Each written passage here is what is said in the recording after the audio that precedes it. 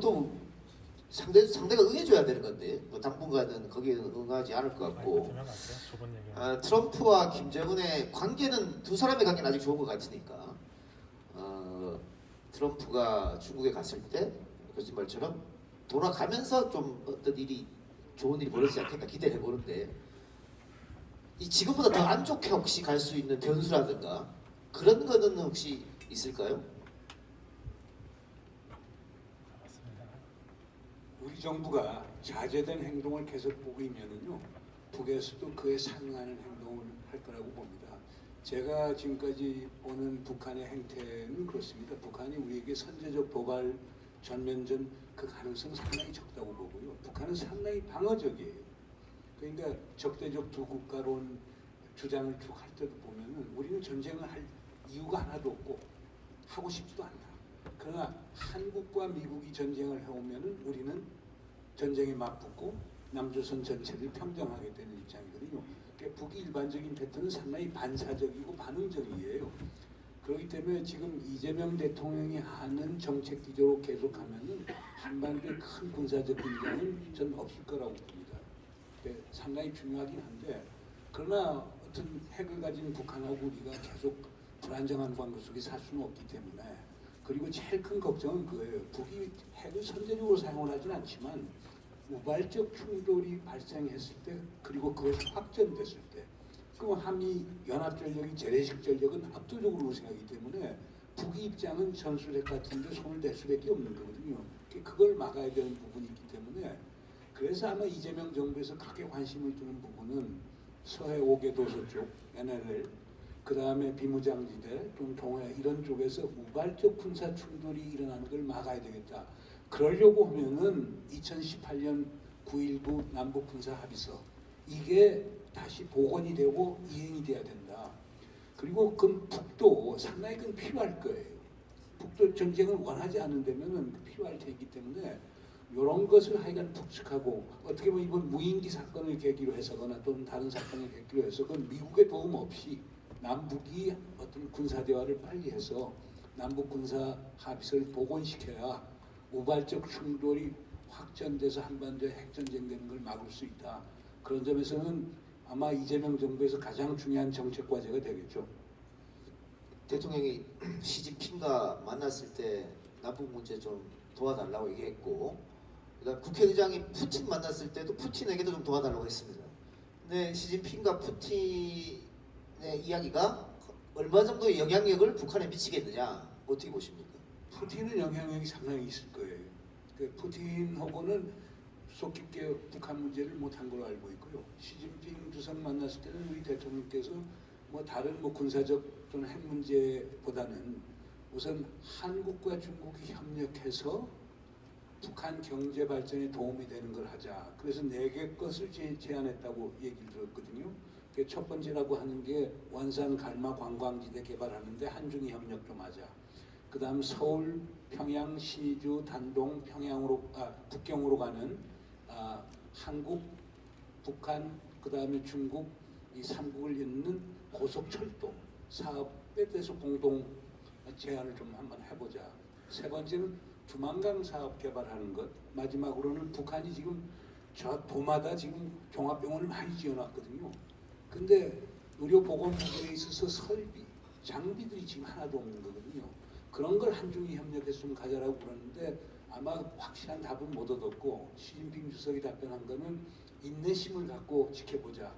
그러니까 제가 볼 때 죽은 건 아니고 아마 한중 간에 이건 계속 협력해 나갈 거예요. 근데 북이 언제 이것을 수용하느냐는 문제가 있겠죠. 그러나 그것이 4월 트럼프 방중, 그래서 뭐 북한의 행보도 그럴 거예요. 그러니까 미국하고 중국의 관계가 어떻게 변화가 되고, 특히 중요한 건 우크라이나 전쟁이 종식이 되느냐.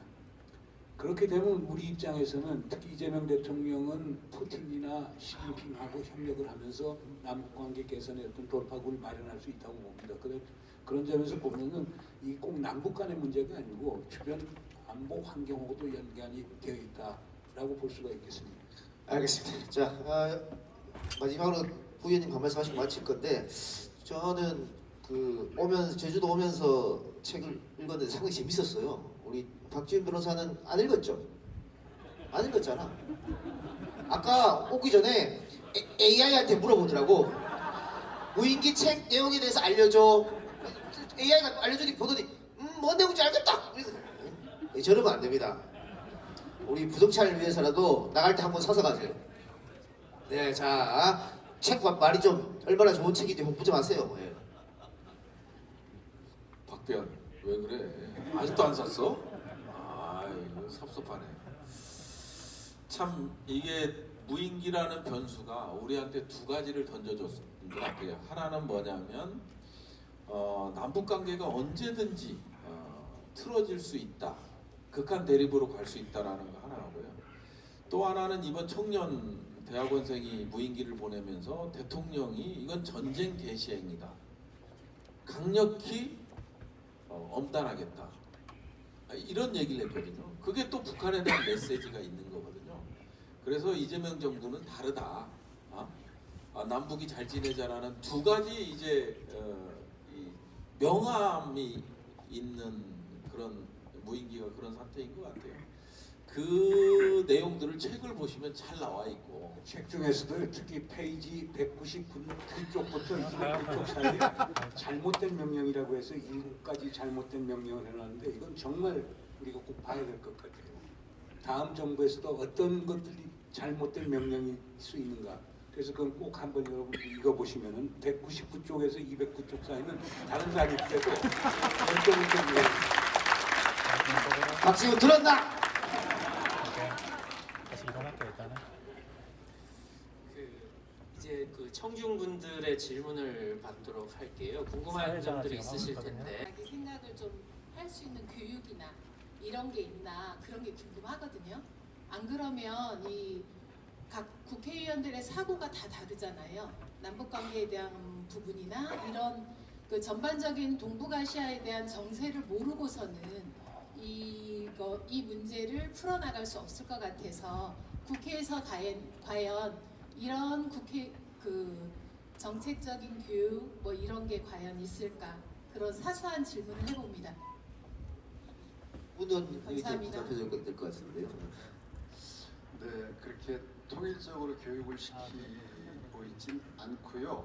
그래서 또 국회의원들이 남북 관계에 관한 시각 조정을 위한 프로그램도 없습니다. 다만 아까 조금 전에 우리 문재인 교수님께서 말씀 주셨는데 정부 차원에서는 북한을 직접 이렇게 자극하지 않고 관리하기도 하지만 러시아와 푸틴과 시진핑을 통한 외교 전략도 활발하게 펴고 있다. 푸틴이 최근 북한과의 관계 속에서 영향력이 급속도로 커지는 건 사실이지만 북한이 뭐 에너지나 생필품이나 식량 이런 것들, 그러니까 생명줄은 시진핑이 잡고 있다. 이렇게 분석을 하고 있고 그래서 중국과 러시아를 동시에 관리하면서 또 북한을 자극하지 않고 어쨌든 대한민국 한반도의 안전과 평화를 지켜나가는 이러한 정부 정책이 추진되고 있고 제가 보기에 국회에 대한 요구 사항에 대해서는 우리 부승찬 의원 같은 외교국방 안보 전문가가 좀 더 많이 포진해서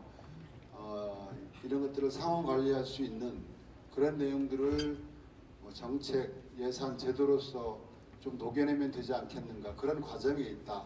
그 과정 속에서 부승찬 의원이 중심적 역할을 할 것이다. 이렇게 기대하시면 될 겁니다. 진심입니다. 네.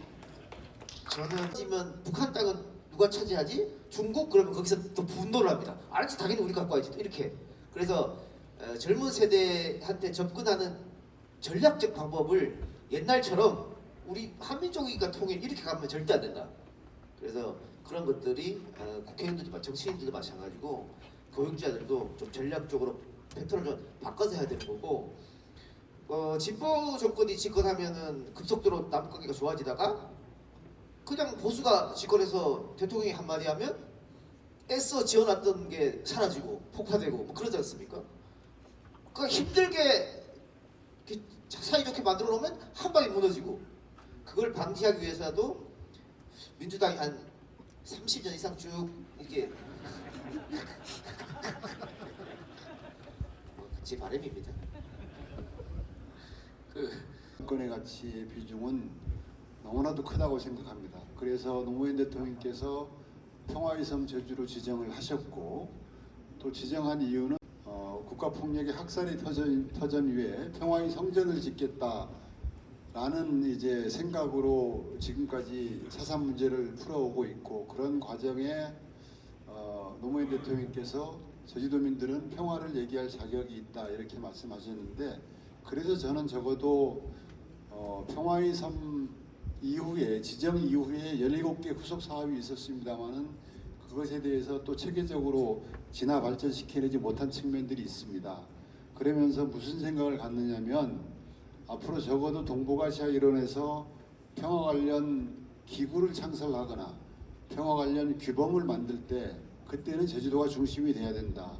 제주도가 중심에 설 자격이 있다라고 그렇게 생각합니다. 그래서 지금까지 국제자유도시 제주를 주창하면서 콩가포rum 모델을 이렇게 벤치마킹 해왔지만 아까 스위스의 제네바 말씀 주셨는데 제주도를 동양의 제네바 모델로 좀 갖고 나갈 필요 있다. 그렇게 해서 이제 아까 말씀 주신 쭉 뭐 국제 분쟁 조정이라든가 뭐 마이스 관련이라든가 이런 것들에 대해서 정말 제주도를 떠받치는 축의 한 축은 국제자유도시, 한쪽은 평화의 섬인데 이게 무너져 내렸습니다. 그래서 평화의 섬의 축을 좀 키우기 위한 일들을 아마 차기 도정에서는 힘 있게 할 것이다. 그렇게 기대하고 있습니다.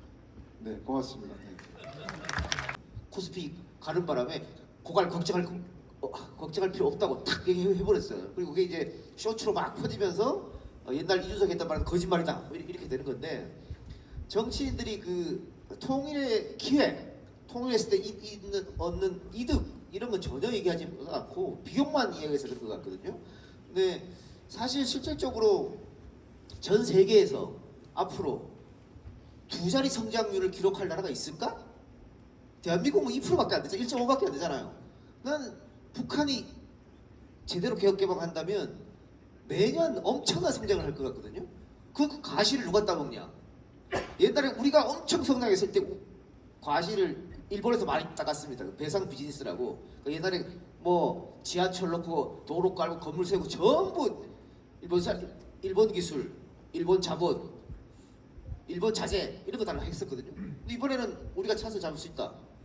그 통일 뭐 이득 비용 이쪽에 대해서 우리 교수님 한마디 그럼 좀 마지막으로 해주시기 바랍니다. 한 1억 정도 될 거예요. 그러면 우리에게 더 많은 고용의 기회가 생기겠죠. 남북이 같이 합작해서 할 수 있고 또 통일이 되면은 우리에게 닫혀졌던 시베리아부터 포함해서 북방에 블루 오션이 열릴 거 아닙니까?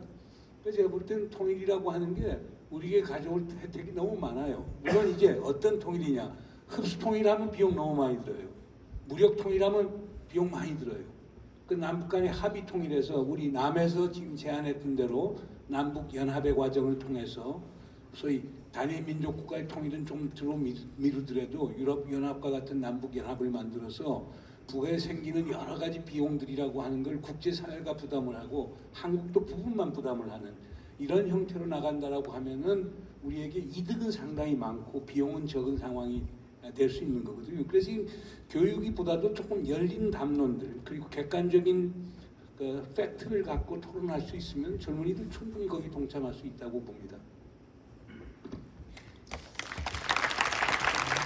또 읽어볼 수 있는 기회를 삼을 수 있도록 좀 SNS 좀 많이 또 입소문 많이 좀 내주시기 바랍니다. 여러분 오늘 유익한 토론해주신 패널분들과 진행자 이제 마칠 시간인데요. 마지막으로 이제 기념 촬영 시간이 있습니다. 지금 청중분들께 제가 부탁을 한 말씀 드리겠는데 지금 양옆에 흩어져 있어서 좀 가운데로 이동해 주셔서 자리에 앉아 주셨으면 좋겠습니다. 네, 이상으로 오늘 북 콘서트를 모두 마치도록 하겠습니다. 밖에서 저자의